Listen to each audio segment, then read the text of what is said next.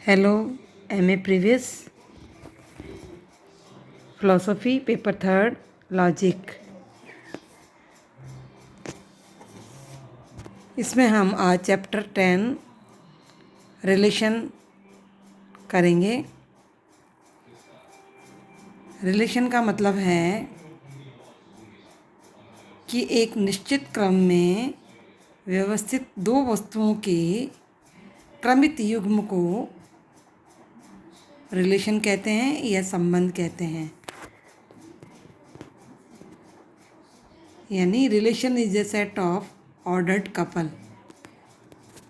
क्रमित युग्म जैसा कि ये देखिए, ये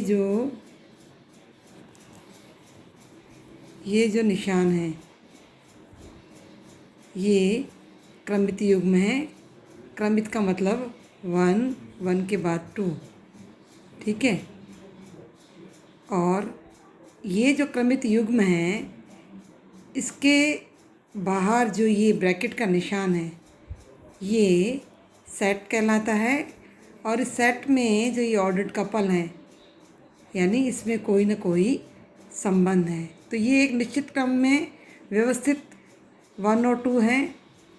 तो इस व्यवस्थित जो क्रमित युग्म है, 2 है ना, जोड़ा है ना, तो इस जोड़े को इस सेट में रखा गया है तो ये सेट जो है रिलेशन कहलाएगा। क्रमित युग्म का साइन जो है ये है। अगर हम इसमें ए और बी इस तरह से इस ऑर्डर्ड कपल में रखेंगे तो ये क्रमित युग्म कहलाएगा। लेकिन अगर ये ऑर्डर में नहीं रखा जाए, जैसे बी और ए इस तरह से रखा जाए तो ये ऑर्डर्ड कपल नहीं कहलाएगा, यानी क्रमित युग्म नहीं कहलाएगा। क्योंकि वस्तुओं का जो सेट है या समुच्चय है उसमें सेट में रखने पर ही ये रिलेशन कहलाता है। जैसे इस तरह से इस युग्म को इस सेट में रखने से ही ये रिलेशन कहलाएगा। ये केवल ऑर्डर्ड कपल है, क्रमित युग्म है। लेकिन इसको जब हम इस सेट में रखेंगे, इस ब्रैकेट में रखेंगे, ये ब्रैकेट का जो निशान है ये संबंध को दर्शा रहा है, ठीक है। तो यानी इसमें जो है हमेशा सीक्वेंस महत्वपूर्ण होता है, यानी क्रम महत्वपूर्ण होता है कि ए के बाद बी के बाद सी के बाद डी, इसी तरह से 1 2 3 4 इस तरह से इसमें क्रम महत्वपूर्ण होता है। अगर सदस्यों का हम क्रम बदल लेंगे तो फिर ये बराबर नहीं होते हैं, ठीक है। अब सबसे पहले हम आते हैं पिता होने का संबंध। पिता होने का संबंध जो है पितृत्व संबंध कहलाता है।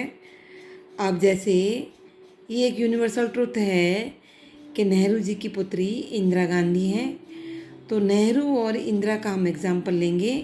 इसको हमने एक क्रमित युग्म में रखा है, पहले नेहरू फिर इंदिरा। इस युग्म को हमने इस सेट में रख दिया तो ये सेट का मतलब है कि नेहरू और इंदिरा में कोई ना कोई संबंध है, कोई रिलेशन है। तो इसमें हमें पितृत्व संबंध को ढूंढना है। तो इसमें हमें 3 चीज़ें देखनी होती हैं, डोमेन, काउंटर डोमेन और फील्ड ऑफ रिलेशन। तो ये नेहरू और इंदिरा का जो ये पितृत्व संबंध है इसमें जो पहला पद है नेहरू, ये डोमेन कहलाता है। यानी जो संबंध रखता है उसे हम डोमेन कहते हैं। जैसे पिता जो है पुत्री से संबंध रखता है तो यहाँ नेहरू जो है वो डोमेन कहलाएगा, ठीक है। अब इसमें काउंटर डोमेन कौन सा है, तो काउंटर डोमेन का मतलब होता है जिससे संबंध रखा जाता है। यानी नेहरू का संबंध जो है इंदिरा से रखा गया है, तो इंदिरा से जो संबंध रखा गया है ये काउंटर डोमेन कहलाएगा। जैसे पिता का संबंध पुत्री से है तो ये काउंटर डोमेन कहलाएगा, ठीक है। तीसरा इसमें हम देखेंगे field of relation. Field of relation में इसमें जो है सारे सदस्य आएंगे, जैसे इंदिरा और नेहरू, ये पूरा फील्ड ऑफ रिलेशन कहलाता है, ठीक है। इसको हम दूसरे एग्जाम्पल से भी देख सकते हैं। यूनिवर्सल ट्रुथ एक और भी देख लो, जैसे दशरथ है, दशरथ के बेटे 4 हैं, राम लक्ष्मण भरत और शत्रुघ्न। तो इसमें दशरथ जो है वो डोमेन कहलाएंगे और राम लक्ष्मण भरत और शत्रुघ्न जो है काउंटर डोमेन कहलाएंगे। और फील्ड ऑफ रिलेशन में दशरथ, राम, लक्ष्मण, भरत और शत्रुघ्न। इस तरह से हम पिता होने का संबंध जो है हम इन 2 एग्जाम्पल में, नेहरू इंदिरा और दशरथ, राम, लक्ष्मण, भरत और शत्रुघ्न, इसमें हम देख सकते हैं कि पिता होने का संबंध जो है कहलाता है। जब कोई ऑर्डर्ड कपल, ये जैसे ऑर्डर्ड कपल है ए और बी, इसको हमने एक सेट में रखा तो ये तो रिलेशन हो गया, लेकिन सेट का भी अगर सेट हमने और बना दिया, इन 2 डबल सेट बन गए, तो फिर इन दोनों में कोई रिलेशन नहीं होगा। ठीक है, क्योंकि एक पेयर का दूसरा पेयर, एक पेयर का जो सेट है वो दूसरे सेट का दूसरा भी सेट हो गया, तो इन दोनों में रिलेशन नहीं होता। कहने का मतलब है कि पेयर के सेट का सेट रिलेशन नहीं कहलाता है। ठीक है, अब हम आते हैं, एक नया सिद्धांत है कार्टेशियन प्रोडक्ट।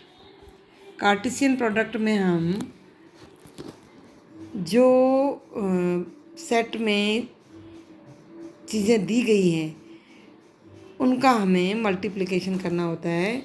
जैसे इसमें सेट ए में मेंबर है 2, 4, 6। ठीक है, सेट बी में है आपके 1, 3, 5। तो इन दोनों का हम मल्टीप्लिकेशन करेंगे तो ये कार्टेशियन प्रोडक्ट कहलाएगा। आपने ट्रुथ टेबल करी थी, ट्रुथ टेबल में आपने 2n का फॉर्मूला अपनाया था, तो 2n के फॉर्मूले के अकॉर्डिंग ही हमें इसमें एक सेट के सबसेट बनाने होंगे। तो यहाँ पर a इंटू बी जब हम करेंगे तो ये इस तरह से होगा कि a में 3 फिगर हैं और b में भी 3 फिगर हैं, तो 3 इंटू 3 9 हो जाएंगे। तो हमें 9 ऑर्डर्ड कपल बनाने हैं। ठीक है, जैसे ये है 2 का 1 से एक ऑर्डर्ड कपल बनेगा, 2 का 3 से बनेगा, 2 का 5 से बनेगा। इसी तरह से 4 का 1 से बनेगा, 4 का 3 से बनेगा, 4 का 5 से बनेगा। इस तरह से 6 का 1 से, 6 का 3 से और 6 का 5 से। इस तरह से हमें 9 ऑर्डर्ड कपल इस तरह से बनाने हैं।